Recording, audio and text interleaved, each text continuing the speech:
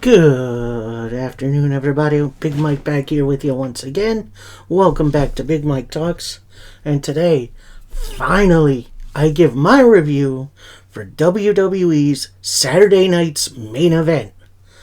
Now, this is not a pay-per-view. This was a TV special on NBC, and it took place from the first venue of the Saturday night's main event, the Nassau Coliseum, from right here in Long Island, New York. And this was a fairly entertaining show. They definitely got the nostalgia bits right. I'll go into that in a little bit. The action in and of itself was fine, but overall it was a very rushed show. I'll explain it to you in a little bit. So, sit back, let's relax, and let's get into this one as we start off with the opening video, which is old school Saturday night's main event music. You have highlights of the current talent, which is also really cool. And we start off the actual show with a little talking segment from legend himself, Jesse the Body Ventura. If you don't know who he is, he was a wrestler back in the mid-80s, I want to say. Maybe a bit earlier than that. And he played a very convincing heel commentator a bit later on. We'll get into that in a little bit. He has his takes on the show.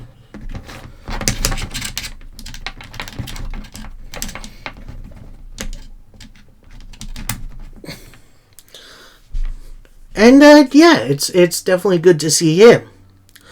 Who it's not really good to see back is Pat McAfee, who joins Michael Cole on commentary. I was a fan of McAfee when he first got started commentating. Now he's just annoying. He doesn't really add anything to WWE for me. But that's my opinion. I'm sure you're going to yell at me in the comments. But now we finally get into our first matchup, as it's Drew McIntyre taking on Sami Zayn. I have heard on the dirt sheets that Seth Rollins and Bronson Reed were supposed to have a match here, but due to Bronson's injury and War Games, it was changed to this. And yeah, this match was honestly a lot of fun. It was very, very quick. Good trading of blows. Sammy, a couple times, goes for a blue thunder bomb that gets countered by Drew. Tries for a haluva kick that misses right into the biggest boot I've ever seen from Drew. You have Drew from the top going for white noise. Sammy counters it into a big old power bomb off the second rope, which that was impressive. Drew goes for a claymore that gets blocked right into the big boot, and a blue thunder bomb for a 2. Sammy hits the haluva kick, but Drew rolls it to the outside. They kind of trade a little in and out moment, like Drew goes in, Sammy goes out. Sammy comes back in, eats a claymore for a Drew McIntyre win. That was definitely a solid, much-needed win for Drew. I would have been okay with Sammy getting an upset, but if you're going to keep Drew near the top echelon, he needs more wins like these. And we see a little cut to the crowd. We see legends like Greg the Hammer Valentine, Mouth of the South Jimmy Hart, Coco Beware, and I want to say it was also Pat Patterson out there. I wasn't 100% sure of who that was. So, definitely good to see some legends from the Saturday night's main event era at this show. Then we get our first of a couple of title matches on the night, and it's for the Women's World title as Liv Morgan takes on Io Sky. And honestly, they have some really, really good chemistry here. Again, it feels like it's played in fast forward. After a miss with the knees in the corner, Liv Morgan with a backstabber and then a code breaker off the middle rope, only for a 2 count. Io at one point goes for the over the moonsault, which is a great looking moonsault, only for Liv to get her knees up and block it. Jawbreaker into a code breaker for Liv, only for a 2. Then Io with a locked in crossface, which you don't see that much that often, but Liv gets out of it. Io with the bullet train knees, which is a great name for a signature move. Goes for an over the moonsault. Liv gets her knees up. Immediately hits Oblivion for the win. And as she's there, celebrating on the ramp with Dom and Raquel, who comes out? It's Rhea Ripley, and they have a little face-off with Liv holding the title in her face. Definitely an interesting match. It definitely felt like it was the fastest match of the evening. But I do hope we get to see Io kind of stay in this position, because after Rhea wins the title back, which is absolutely going to happen, she's going to need some credible challengers. Now, obviously, we got Becky Lynch coming back at some point. Charlotte Flair is teased to come back. I think Io could easily be a part of that top echelon. Next up, we got the Men's World Heavyweight title as Gunther defends against Finn Balor and Damian Priest. And white hot start with Finn trying to get advantage over the bigger guys. Bigger guys then team up for like a minute. Then Gunther tries for a powerbomb that gets blocked into a roll-up, only for a 2. Gunther with an impressive-looking Boston Crab. One point, Gunther goes for his big chop. Priest kind of catches it into a kick, which I don't think I've ever seen anybody counter a chop like that. That was impressive. Priest attempts a Razor's Edge that gets countered into a try for a powerbomb by Gunther, but that gets countered with a big kick from Finn Balor. Hits both with a sling blade, goes for a coup de grace, but Gunther catches him by the throat, locks in the sleeper, but Finn gets in the ropes. Then Gunther brings him out to the middle of the ring. Sleeper again. Kind of lets go with one hand and starts the hammer and anvil elbows, a la Bryan Danielson. Which, that was impressive. Then on Gunther, Priest hits a Razor's Edge. Finn Balor with a coup de grace, but only for 2. Priest goes for a Razor's Edge on Finn. That gets blocked into a roll-up, only for 2. Priest with a South of Heaven chokeslam, which is a great name for a finish, only for a big 2 count. Gunther with a sleeper, elbows again, gets him up, powerbombs Finn into the steel steps.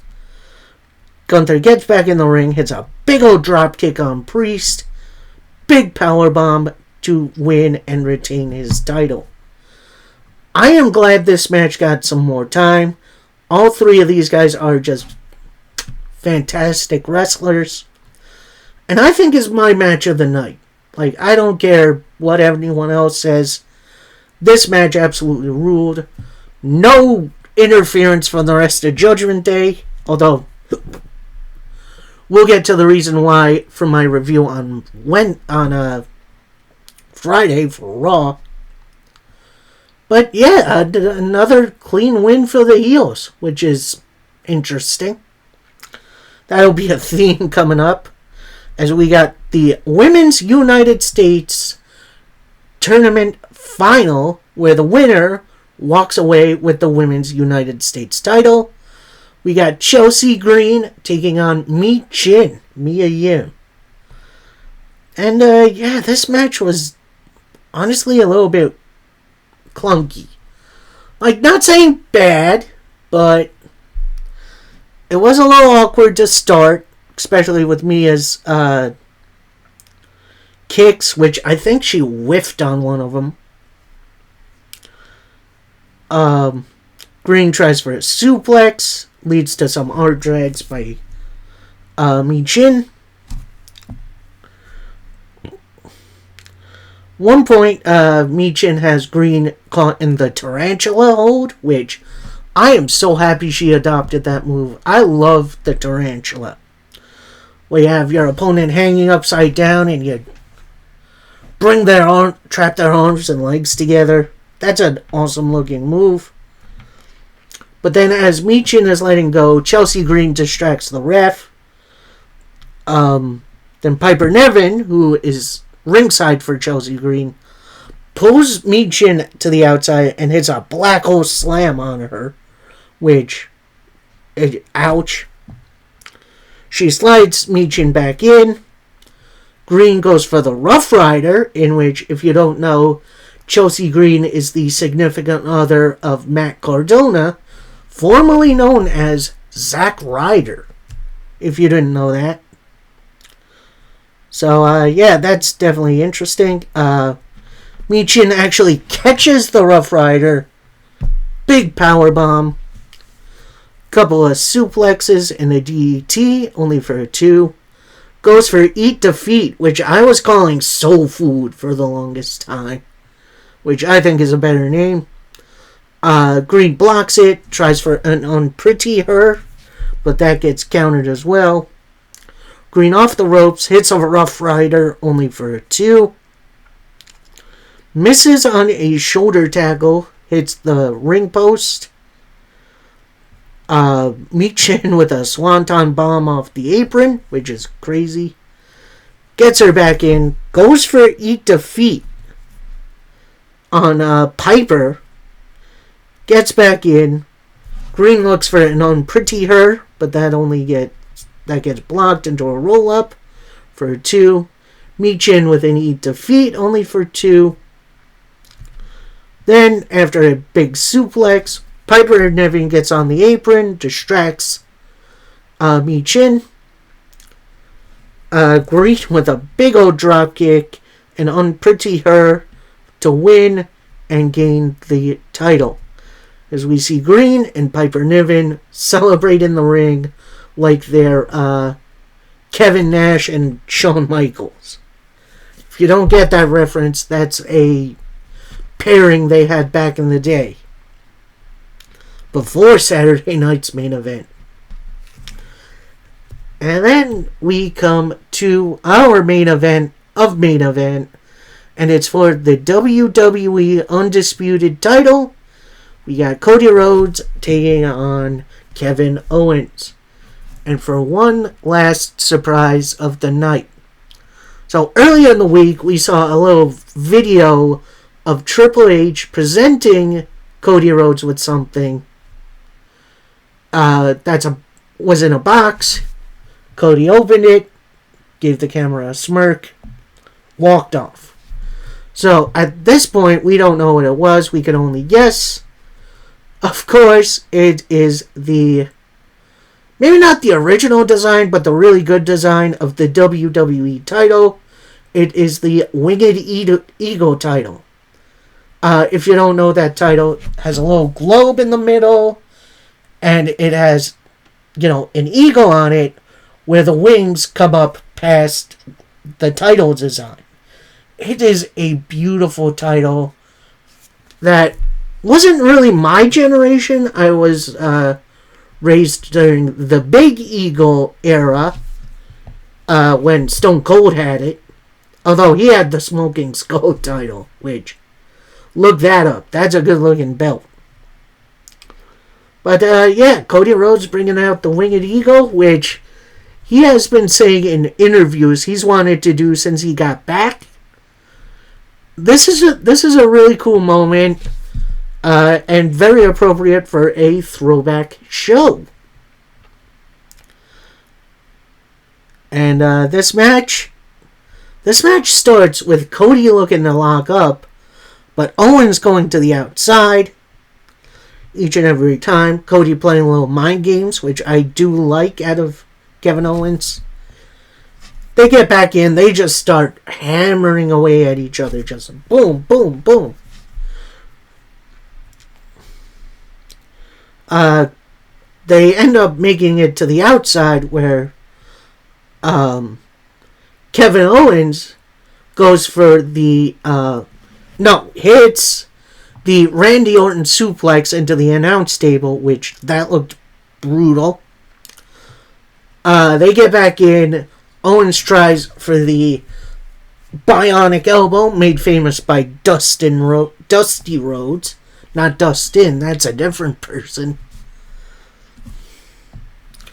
Cody blocks the final elbow, does his version, which I think is the superior version.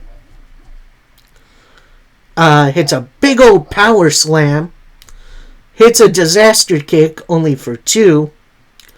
Cody with a Cody Cutter, only for Owens to roll to the outside. Hit a super kick on Cody.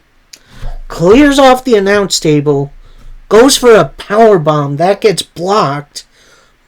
And then Cody with an RKO into the announce table. I felt like it was supposed to, the announce table was supposed to implode at that moment. But it is what it is. Cody gets Kevin back in. Hits another Cody Cutter, only for 2. Tries for a brain buster. That gets blocked by Kevin Owens. Hits a couple of headbutts. Goes for a superplex. Cody goes for a superplex. Kevin blocks it and then hits a brain buster off the middle rope, which that was impressive. Only getting a 2. Owens goes for a stunner. That gets blocked.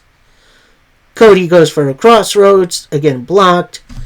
Then Owens pushes Cody right into the referee. Ref falls to the outside. Stunner to Cody. Owens makes the cover. Ref's not there. So now we have a new ref running down to the ring, getting in. 1, 2. Cody kicks out. Owens tries for a pop-up powerbomb that gets countered into a super kick. Then Cody going for another Cody Cutter, but Kevin Owens ducks it. Cody hits the backup ref.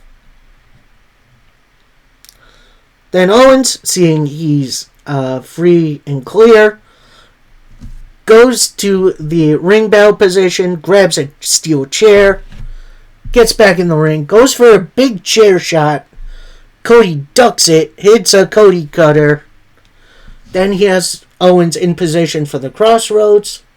Looks around. Looks down at the steel chair that's right next to him. Hits the crossroads right into the chair.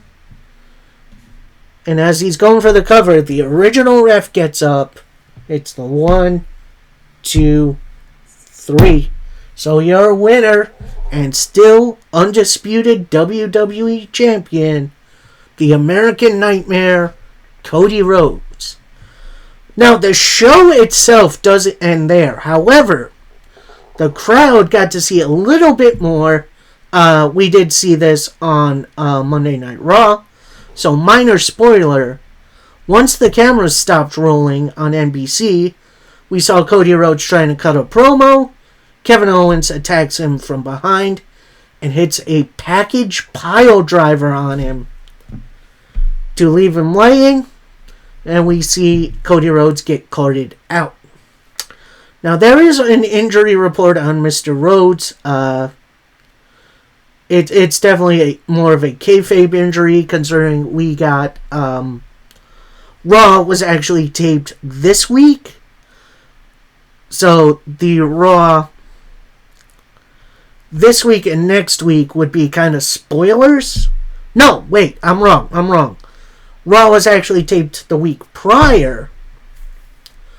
So what they did was use this as an angle to not have spoilers for Saturday night's main event, which I'm definitely okay with. So yeah, that is gonna do it for my review for Saturday night's main event. Hope you all enjoyed. Coming tomorrow is going to be my end of year awards. I can't wait to show you this. Should be a fun one. Till next time, happy wrestling, everybody. Peace.